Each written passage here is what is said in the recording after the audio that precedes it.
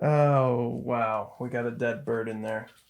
Hey, this is Matt O'Leary, and this is the start of a new series here. It's going to be called Albums That Made Me. And I'm going to take you through the decades, starting with the 2010s, going back to the zeros or the aughts, through the 90s, the 80s, the 70s, and the 60s, and give you 10 of the albums that summarize my taste from end to end, every corner of music that I listen to. As much as YouTube would probably reward me for it, I just can't do it. I can't stick to a niche of music. I can't be the prog guy. I can't be the classic rock guy or the hard rock or metal guy.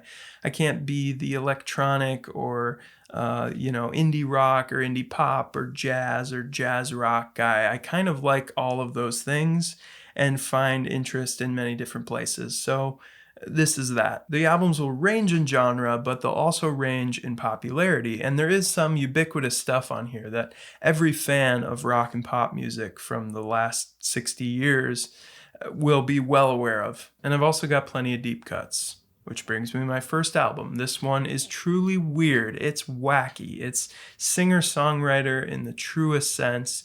Extremely saccharine, uncomfortably personal, absolutely gorgeous, but completely ridiculous. John Grant's Queen of Denmark. At least to me, this is his best album. It's also really an odd combination of a great rock band hooking up with an amazing baritone voice. So these two artists coming together to make something great. Grant was part of a band called the Czars, who tread a lonesome trail like many an indie rock band do, sounding a little like the Decemberists, but with some truly unique elements that make them kind of hard to place. The band didn't see too much success, and when they disbanded in 2004, Grant didn't necessarily fly out of the gates, which when you hear his voice, it's pretty hard to believe. But the Texas band Midlake didn't miss out. They heard that golden baritone, and by some chance encounter, they met John and then invited them to their studio to record his first solo album. This album was released 6 years after his last one with the Czars, so it seems like they rescued him from the musical depths. And the whole thing just it feels like a massive release of creative ideas for Grant. Like, this is the music he set out to make in the first place, and now that he had the resources, there's just this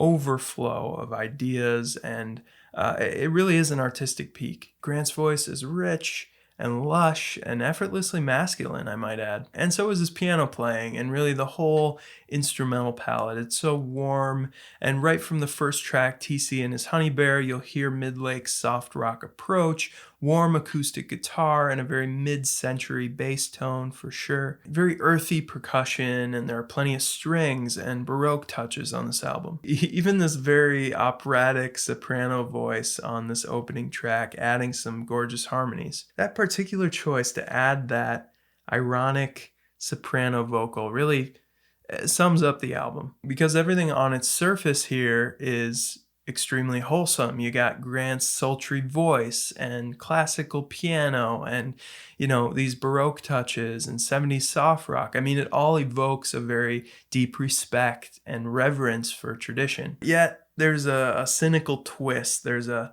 joke underlying it all, which becomes really evident right away on songs like Mars or Where Dreams Go to Die. The juxtaposition between beautiful sounds and deeply cynical lyrics is about as subtle as a dump truck.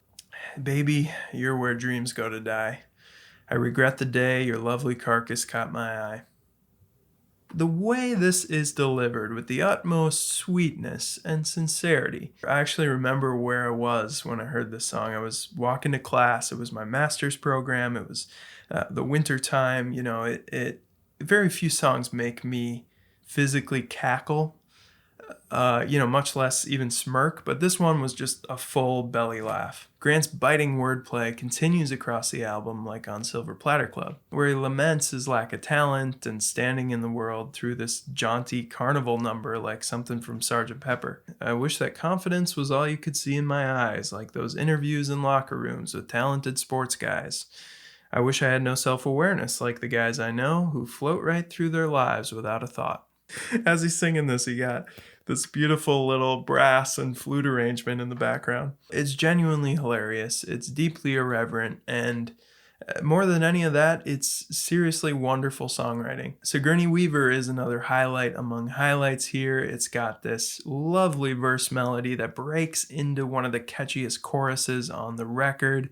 This has stuck with me through the years, and I just find myself singing it for no discernible reason. I love all the vintage synth sounds on this record, these gurgling electronic textures. It sounds like they really had a lot of fun putting this one together in the studio, and just the strength of the songs makes every odd experiment work perfectly. My biggest criticism of the album is, I don't think the cynical outlook really holds water as a sustainable worldview. The snideness and the dismissiveness is usually not my thing, but it makes for a very entertaining listen, and everyone's been in a place where these lyrics feel relatable. If you like 70s soft rock or Elton John or any similarly piano driven singer songwriter, then this is a must listen. Melodically and harmonically, it's excellent. I mean, every melody is memorable, it's got truly outstanding production, and it's really funny, which is hard to do with music. It's a 10 out of 10 for John Grant's Queen of Denmark. This is truly one of my favorites of the 2010s, so I hope you dig into it. I think this one was pressed on vinyl back in 2016, I believe, for Record Store Day, so grab that if you can. Consumerism, consumerism, consumerism. If you like this concept, if you like this series, then let me know by liking the video and commenting below with some of your favorite albums from the 2010s. I really am interested, and I want to go back and discover more because I felt like this decade really brought it when it comes to music, but I'm sure there's stuff out there that I missed. Of course, let me know what you think of this album once you listen, and as always, thank you so much for watching.